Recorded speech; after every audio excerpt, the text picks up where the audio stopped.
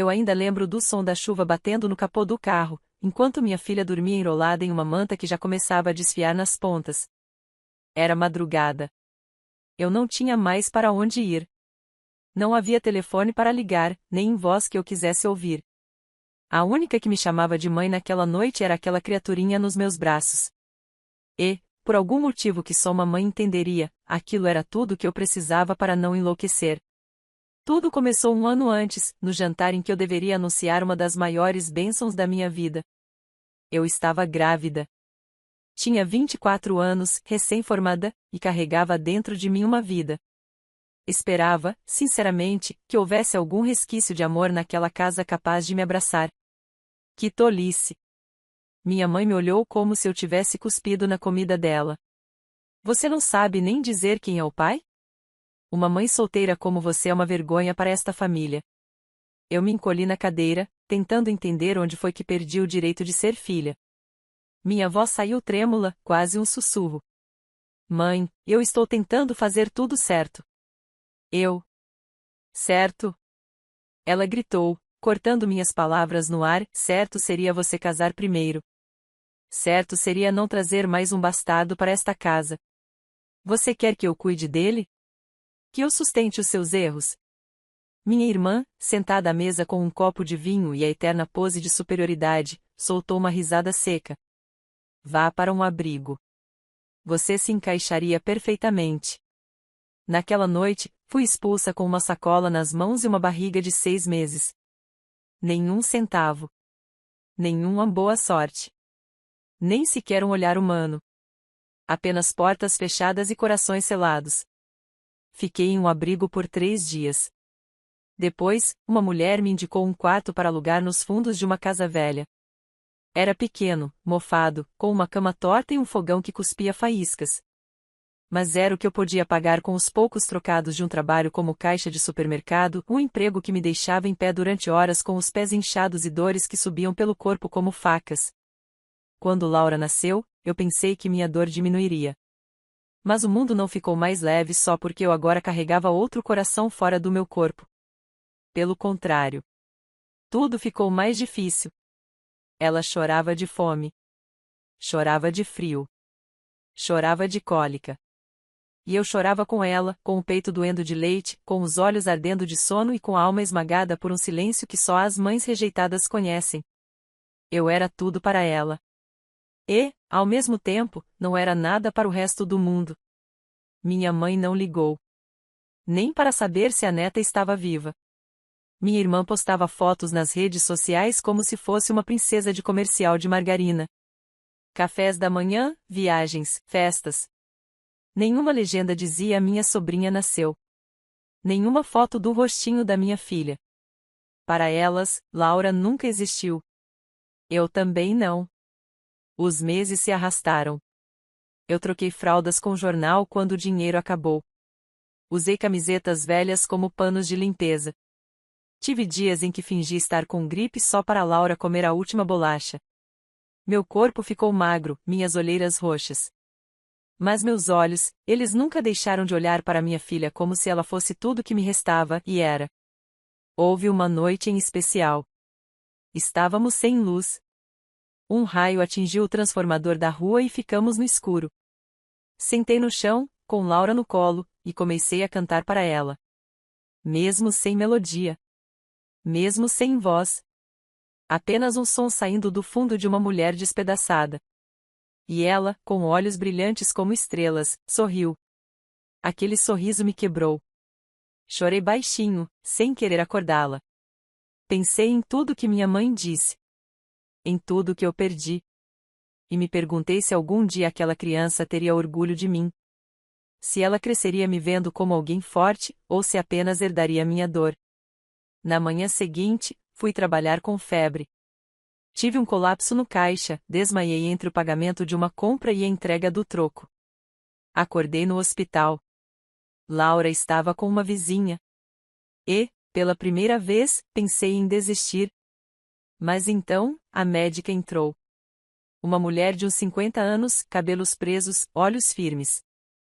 Ela me olhou como ninguém olhava há muito tempo. Você é mãe solteira, não é? Assenti em silêncio, pronta para mais um julgamento. Mas ela apenas disse: Você é forte. Mais do que imagina. Eu também fui. E minha filha hoje é engenheira. Você vai sair dessa. Vai conseguir. Eu não lembro de ter chorado tanto em toda a minha vida. Não pelas palavras em si, mas por finalmente ouvir algo que me devolvia um pouco de dignidade. Voltei para o quartinho determinada. Comecei a vender doces no trabalho, fiz bicos limpando escadas, lavando carros. Dormia 3 horas por noite. Laura foi crescendo. Aprendeu a sorrir antes de engatinhar. Era como se ela me dissesse que tudo valia a pena. Que tudo aquilo tinha um sentido. E então, um ano depois, naquela mesma porta onde eu costumava pendurar sacolas de pão, bateu um policial. Meu coração disparou. Senhora Juliana dos Santos? Ele perguntou, com um papel em mãos. Sim, respondi, abraçando Laura com força. Ele respirou fundo. A senhora precisa voltar para sua casa imediatamente. É uma emergência. Minha garganta secou. Que casa? Ele me olhou sério. A casa dos seus pais. O nome deles me causava náusea. Eu não queria saber. Não queria ouvir. Mas algo no tom dele me fez estremecer. O que aconteceu? Ele hesitou, depois soltou. Sua irmã está presa. Sua mãe está em estado grave. E só você pode resolver o que ficou para trás. Eu não respondi. Não naquele momento. Apenas olhei para Laura, que brincava com os dedos, alheia ao caos que sempre nos cercou. Eu respirei fundo. E pensei, talvez esteja na hora de voltar. Mas não para pedir desculpas. Desta vez, eu voltaria com um nome. E com uma filha que carregava a força de todas as mulheres que foram tratadas como lixo. O carro da polícia era velho, o estofado estava rasgado e o cheiro de cigarro impregnava o tecido, mas nada disso me incomodava. O que me sufocava mesmo era o que vinha pela frente. Minha mãe. Minha irmã. Aquele lugar que eu tinha jurado nunca mais pisar. Só que agora não era mais uma escolha. Era uma convocação. Preciso deixar minha filha com alguém, murmurei ao policial, apertando a mãozinha de Laura, que brincava com um botão do meu casaco como se tudo fosse apenas um passeio. Ele assentiu. Podemos levá-la a uma unidade da assistência, ou se tiver alguém de confiança. Confiança. Que palavra estranha na minha boca. Eu não tinha ninguém. Não mais. Então engoli o orgulho e pedi para parar na casa da dona Marlene, a vizinha que às vezes me dava arroz quando o leite acabava. Ela recebeu Laura com aquele olhar de vó que minha mãe nunca teve. Acolheu sem perguntas. Me abraçou com firmeza, como quem conhece a dor de uma mulher que carrega o mundo nas costas. Volte. Resolva o que tiver que resolver. Mas volte inteira, minha filha. Não se deixe queimar por quem já está em cinzas. Assenti. Mas a verdade? Eu já estava em brasa viva desde o dia em que fui chutada com um bebê no ventre. O que restava agora era transformar cada faísca em incêndio. A porta da casa dos meus pais estava entreaberta quando chegamos. Nenhum portão. Nenhum alarme. Nenhuma tranca. Ironia, vindo de quem me trancou para fora com tanta crueldade. O policial fez um gesto para que eu entrasse sozinha. Você vai entender quando vir com seus próprios olhos. Respirei fundo. O ar ali era pesado, abafado, como se a própria casa lembrasse das palavras nojentas que já saíram daquelas paredes. Entrei devagar. O chão ainda rangia nos mesmos lugares. A luz piscava, e o cheiro de desinfetante tentava, em vão, encobrir algo mais podre. Minha mãe estava no sofá, pálida. A magreza dava destaque aos ossos da face. Um balão de oxigênio repousava ao lado dela, e seu peito subia e descia com dificuldade. Ela me viu. Por um segundo, pensei que fosse desmaiar de susto. Mas o que veio foi pior, ela revirou os olhos e virou o rosto. Nem em estado crítico conseguiu fingir um arrependimento. Então você veio, disse, com a voz arrastada. Como uma abutre esperando a carniça. Não. Vim porque a polícia me obrigou. Ela riu, mas tossiu em seguida. Uma tosse feia, profunda, que fazia o corpo dela tremer inteiro. Fique à vontade. A casa é sua agora, não é? A filha bastarda voltou como herdeira. Ignorei. Fui até a cozinha, onde tudo estava revirado. Garrafas quebradas. Panelas queimadas.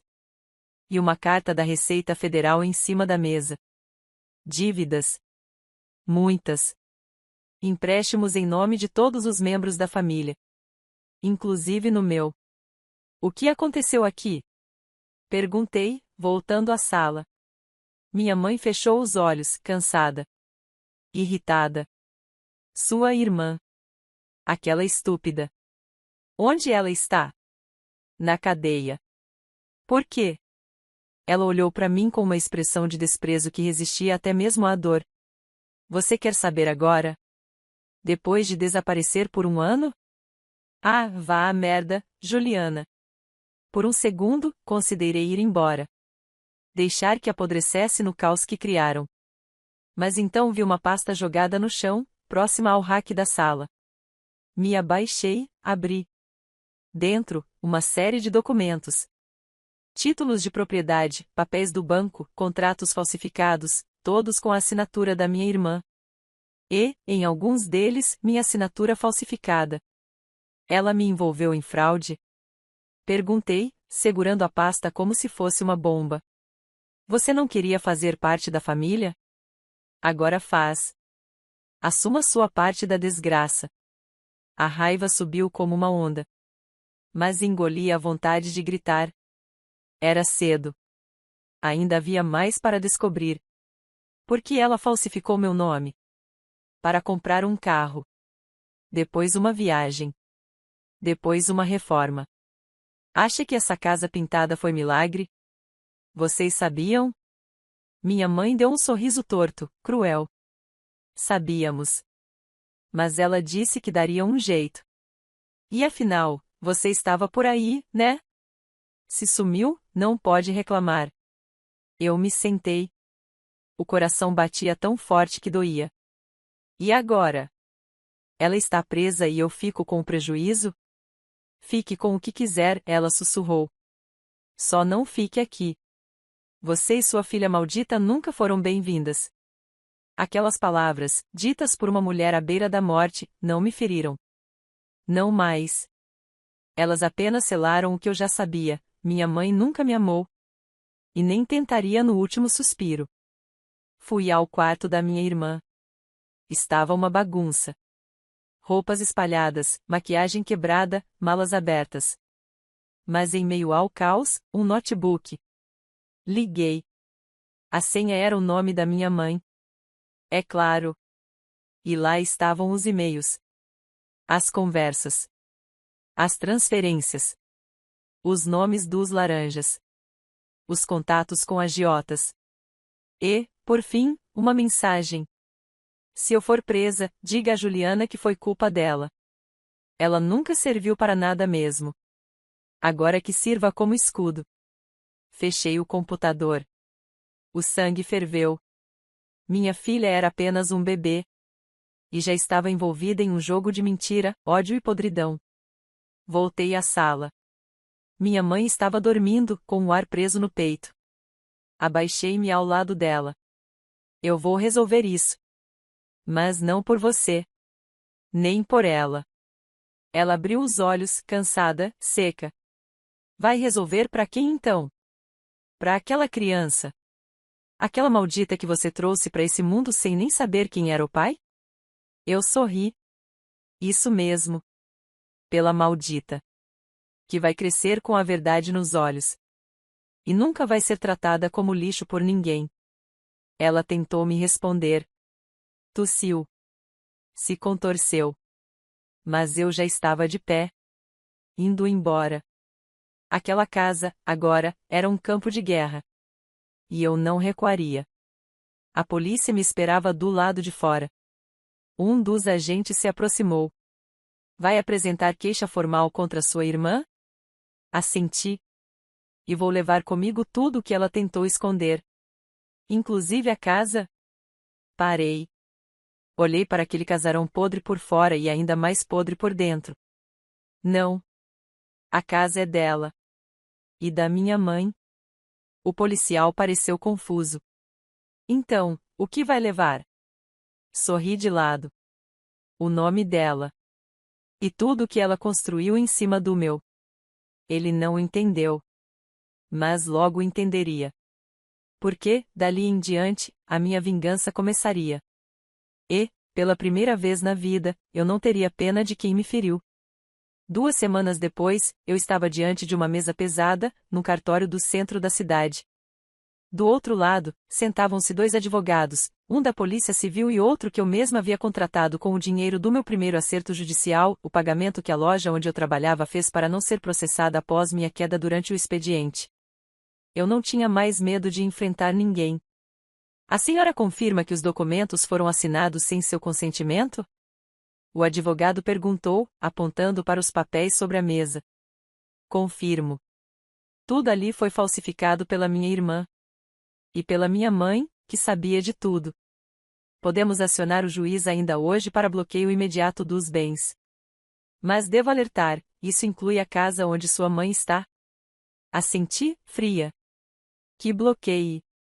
A justiça não deve ter lar. Que ela durma onde o sistema permitir. Ele me encarou por longos segundos. Talvez esperasse hesitação. Talvez procurasse um fiapo de misericórdia em mim. Mas ali não havia mais filha. Nem irmã. Só uma mãe ferida e uma mulher de guerra. Fui embora daquele prédio com passos firmes. No bolso, levava as cópias de todas as denúncias protocoladas.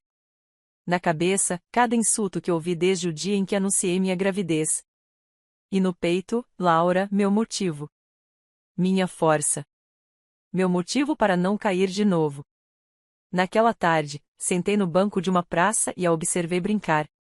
Ela estava com um vestidinho rosa, presente da dona Marlene. Corri atrás dos pombos como se a vida fosse apenas aquilo, céu aberto, pés descalços e risadas. E então me veio a lembrança da minha infância. As bonecas da minha irmã sempre ganhavam vestidos novos. As minhas eram de bazar, de braço quebrado, cabelo cortado. Ela tinha quarto. Eu dividia com os livros e a máquina de costura da minha mãe. E se eu ousasse questionar, ouvia. Você sempre foi um estorvo. Aqui veio por acidente. Nunca foi sobre a gravidez fora do casamento. Nunca foi sobre vergonha.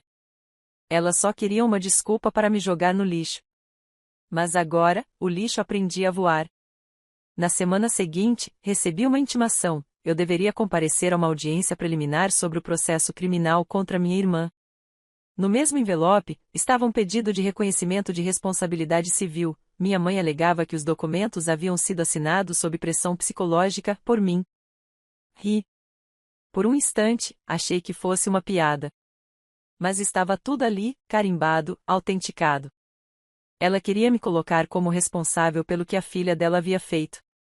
Como se eu fosse a gênese de todos os erros. Como se eu tivesse arruinado tudo simplesmente por ter sobrevivido. Peguei o telefone e liguei para o advogado. Eu quero a guarda legal dos bens da casa. Quero impedir que ela transfira um prego sequer.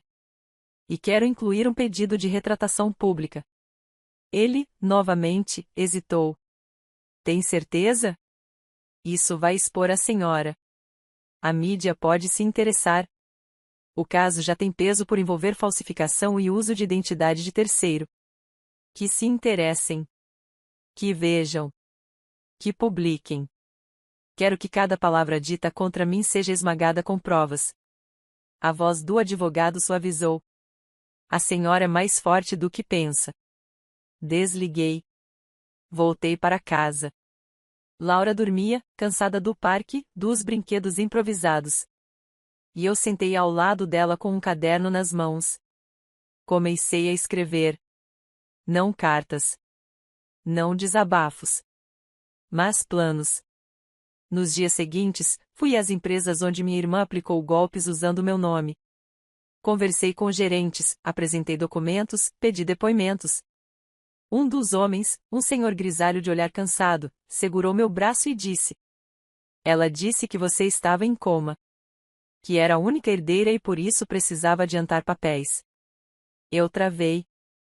Ela disse o quê? Que você estava internada com meningite. Que não tinha mais família, e que ela era guardiã legal. A imagem da minha filha engatinhando no tapete veio à tona. O som da minha mãe dizendo que Laura era uma maldição também. E tudo se embaralhou dentro de mim em uma raiva silenciosa. O senhor poderia testemunhar? Ele assentiu. Farei o que for preciso. No dia da audiência, vesti minha roupa mais simples. Cabelos presos, nenhuma maquiagem. Queria que me olhassem e vissem exatamente o que sempre tentaram esconder, uma mulher comum. Que resistiu. Que sobreviveu. Que agora lutava. Minha irmã estava algemada. Usava um blazer surrado, tentando manter a pose de mulher de negócios. Mas os olhos dela denunciavam o desespero. Ela me viu e forçou um sorriso. Veio me ver cair? Vai se fazer de santa agora? Me aproximei devagar, até que só nós duas pudéssemos ouvir. Não vim te ver cair, Fernanda. Vim te enterrar com as provas que você mesma deixou. O rosto dela se contraiu. Você está se vingando. É só isso? Não. Isso aqui, tirei os papéis da bolsa, é justiça. A vingança vem depois. Na sala de audiências, minha mãe entrou empurrada por uma cadeira de rodas. O rosto abatido, mas a boca ainda venenosa. Quando o juiz pediu silêncio, ela olhou diretamente para mim e sussurrou: Se você tivesse ido embora para sempre, nada disso teria acontecido. Levantei lentamente. Excelência, gostaria de pedir a palavra. Concedida, disse o juiz. Olhei para todos.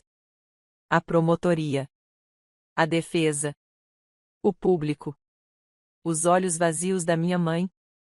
O desespero mudo da minha irmã. E então falei. Durante toda a minha vida, fui tratada como o erro.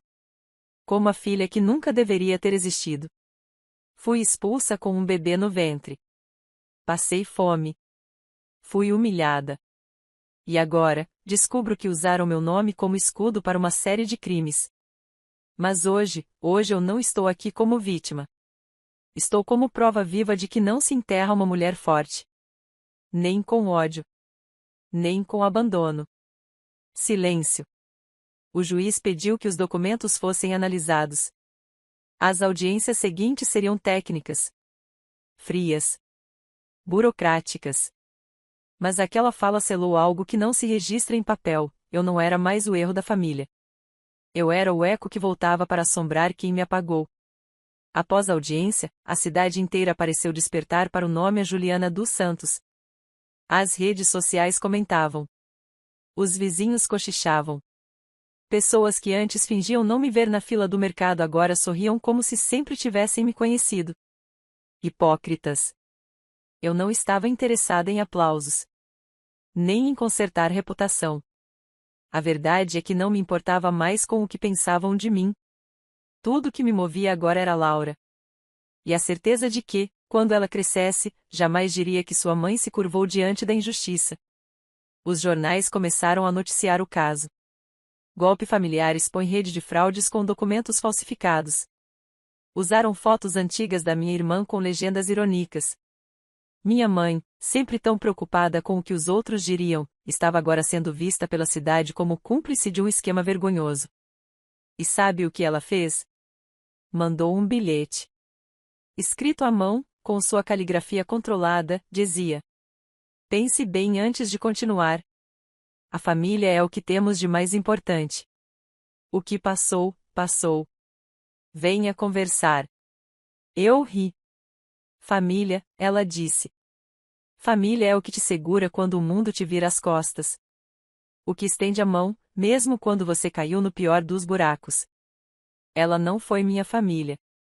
Ela foi a pedra amarrada no meu tornozelo enquanto eu afundava. Mas fui até ela. Não para conversar. Fui para dar o aviso final. Encontrei-a sentada no mesmo sofá onde, um dia, me disse que eu era uma vergonha. O tubo de oxigênio agora parecia permanente. Os olhos dela se encheram de algo que tentei decifrar: medo, talvez, ou puro desprezo disfarçado. Veio fazer mais escândalo? Ela perguntou, com a voz trêmula. Não. Vim para encerrar qualquer ilusão. A casa será leiloada. As contas estão bloqueadas. E você está sendo processada como cúmplice. Ela bufou. Você é igualzinha ao seu pai. Fria. Cruel. Fria? Cruel? Ri com amargura. A senhora me expulsou grávida, me deixou passar fome, permitiu que usassem meu nome para fraudes, e agora quer falar de crueldade? Ela não respondeu. Apenas olhou para a janela, evitando meu rosto. Como se olhar para mim fosse o mesmo que encarar o espelho dos erros dela. Eu poderia ter ajudado. Se tivesse estendido a mão quando precisei. Eu teria feito tudo diferente se tivesse recebido uma gota de afeto. Mas a senhora não me deu chance. E agora não sou mais aquela filha indefesa. Agora, eu tenho uma filha. E vai usar ela para me destruir? Cuspiu, com a voz ferida. Não. Vou usar ela como meu norte. Porque ela merece viver num mundo em que mulher nenhuma baixa a cabeça para ser aceita. Deixei o envelope sobre a mesinha de centro. Nele, estavam todos os documentos da justiça sobre a penhora da casa. Com data, hora e ordem judicial de desocupação. Ela não disse mais nada. E eu fui embora. Dias depois, meu telefone tocou. Era do hospital. Laura tinha sido selecionada para um programa de creche gratuita para mães em situação de recomeço, graças a uma assistente social que ouvirá meu depoimento na audiência. Achei que seria uma forma de reconhecimento, ela disse ao telefone. Sua força é algo que merece ser recompensada. Eu chorei baixinho. Pela primeira vez, não por dor, mas por gratidão. Voltei a trabalhar em uma padaria pequena, onde o dono me dava liberdade para levar Laura nos dias em que a creche estivesse fechada. Comecei a juntar dinheiro, centavo por centavo. E quando as primeiras parcelas dos processos começaram a cair na conta, pela restituição dos danos morais e uso indevido da minha identidade, percebi que poderia respirar. Ainda não era liberdade plena. Mas era o começo. Enquanto isso, minha irmã mofava em silêncio na prisão. Nenhuma ligação. Nenhuma visita. Ela, que um dia debochou de mim, agora pedia por mim na lista de contatos autorizados. Neguei. Todas as vezes. Se ela queria uma chance de redenção, teria que encontrar sozinha. E não encontrar nada era exatamente o destino que merecia. Minha mãe, por sua vez, resistia como podia. O laudo médico já dizia que ela não tinha mais muito tempo. Os pulmões não respondiam aos tratamentos. Mas ela se recusava a ir para o hospital público. Achava indigno. Queria morrer no sofá da sala. Mas a sala já não era mais dela. No dia da reintegração de posse, ela tentou chamar vizinhos para impedi-los. Alegou ser idosa. Enferma. Abandonada. Mas ninguém apareceu. Nenhum. E eu estava lá, de pé na calçada, com Laura nos braços, assistindo à chegada da equipe da justiça com olhar firme. Ela está dentro? O oficial perguntou. Está, respondi. Deseja acompanhar? Não. Só quero que façam o que a lei manda. E me avisem quando ela estiver fora. Demorou cerca de 20 minutos. Ela saiu amparada por duas agentes, com os olhos marejados e um cobertor nos ombros. Me viu. Tentou falar algo. Mas eu apenas virei as costas. Ela nunca entenderia. Porque o amor que eu tinha por ela morreu no dia em que me deixou com fome, grávida, na chuva. E agora, tudo o que restava era justiça. Com o dinheiro do processo, aluguei um apartamento modesto, mas seguro. Pintei as paredes com cores claras. Comprei uma cama nova para mim e um bercinho de princesa para Laura. Montei uma pequena estante com livros infantis e bonecas que ela pudesse chamar de suas. A primeira noite naquele novo lar foi silenciosa. Não de abandono, mas de paz. Laura dormia. E eu fiquei olhando para ela por horas, como se estivesse vigiando um tesouro. Como se, a qualquer momento, tudo pudesse desmoronar. Mas não desmoronou. A verdade é que, pela primeira vez em muito tempo, eu sabia que o que estava construindo era meu. Não herdado. Não imposto. Meu. Feito com minhas mãos, meu sangue, minha força. Alguns dias depois, encontrei na caixa do correio uma carta da Defensoria Pública. Era da minha irmã. Um pedido de perdão escrito à mão. Dizia que não sabia o que estava fazendo. Que a mãe a pressionava. Que me invejava, porque mesmo com tudo contra, eu seguia em frente. E que Laura era a única luz que restava naquela história. No fim da carta, pedia para conhecer a sobrinha. Eu rasguei. Sem culpa. Sem hesitação. Porque certas pessoas não merecem o privilégio de recomeçar onde destruíram tudo. A luz que ela dizia ver em Laura era a mesma que tentou apagar antes mesmo de acender.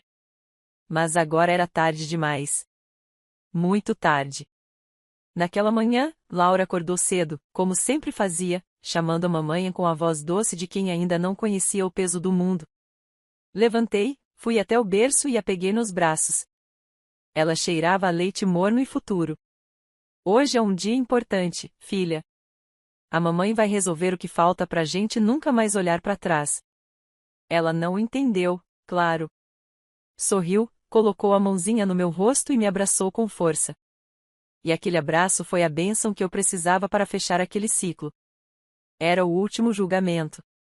Desta vez, não havia só papéis sobre a mesa. Havia nomes. Culpas. Sentenças. E a verdade, nua e crua, exposta diante de todos. Minha mãe não estava presente. Segundo o advogado dela, estava internada, em observação, com a saúde deteriorando dia após dia. Não duvidei. Não me importei. Minha irmã estava lá.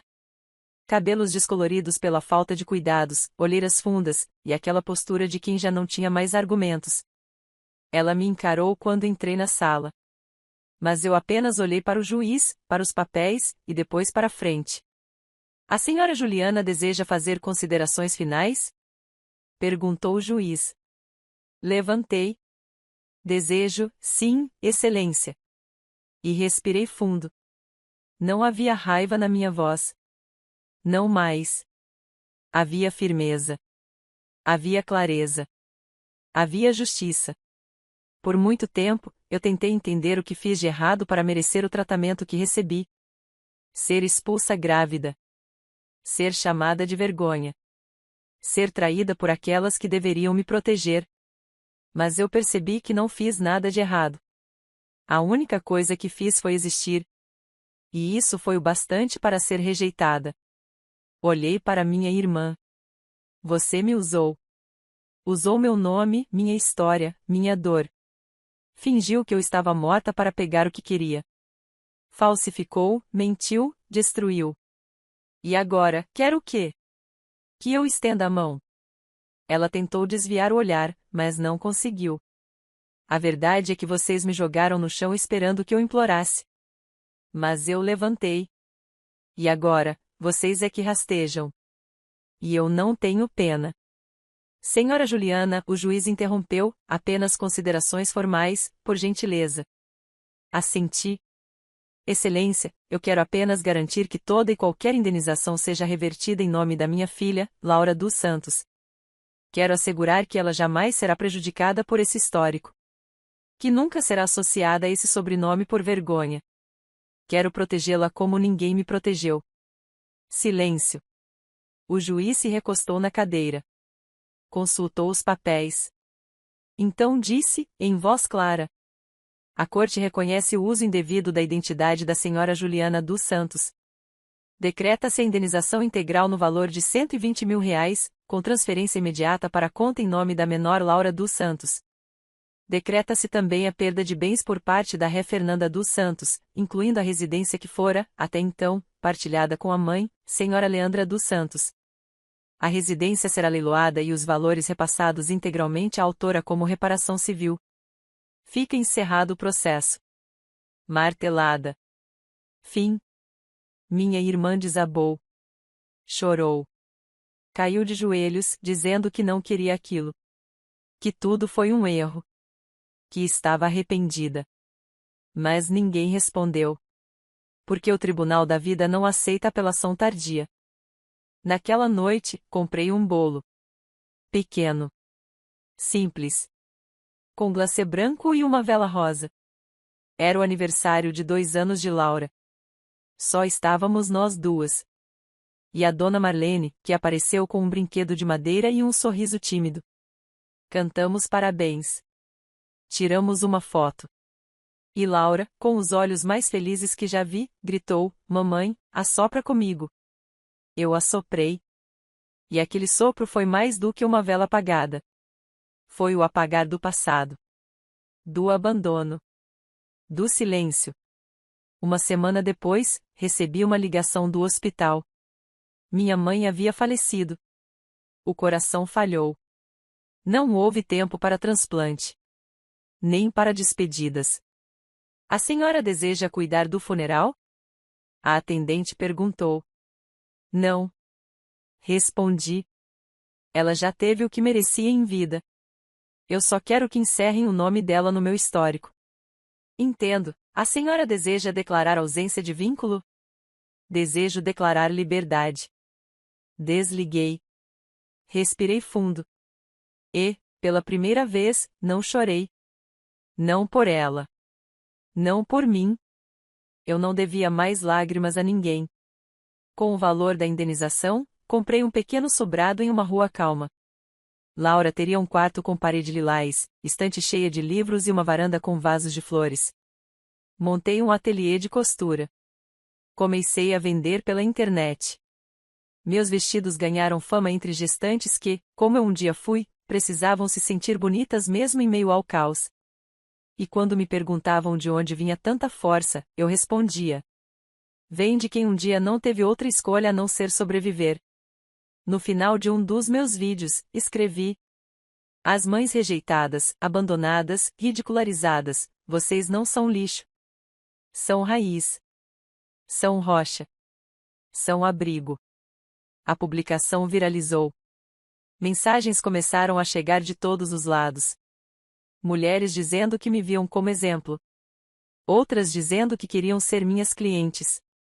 E algumas dizendo que minha história ajudou a evitar suicídios. Eu chorei, sim. Mas desta vez, de luz. Porque agora, finalmente, eu entendia, minha dor não foi em vão. 5 anos se passaram. Laura cresceu forte, feliz. Brilhante como o sol que ela tanto ama. No primeiro dia de aula, ela me abraçou e disse: mamãe, se alguém me bater, eu bato de volta, tá? Eu ri. Não, filha, a gente tenta conversar primeiro. Mas se for igual àquela vovó má que você falou, eu não falo com ela nunca. Abracei forte. Isso mesmo. Você não precisa aguentar quem não te ama. Ela sorriu, segura. E naquele momento, soube, a cadeia que me prenderam foi destruída. E a liberdade, enfim, era herança de sangue passada para a filha que nasceu da dor, mas viveria na força. Nunca mais ouvi falar da minha irmã. Ouvi dizer que tentou sair do país e não conseguiu. Que está vivendo de favor na casa de um conhecido distante. Não importa. O que importa é que eu não olho mais para trás. Porque minha história não acabou no abandono. Ela recomeçou na resistência. E terminou aqui com justiça, com verdade, com vida. E com a minha filha nos braços, dizendo: mamãe, eu te amo até o céu. Sim, filha. E eu te amo até o céu. E de volta. Sempre. Fim.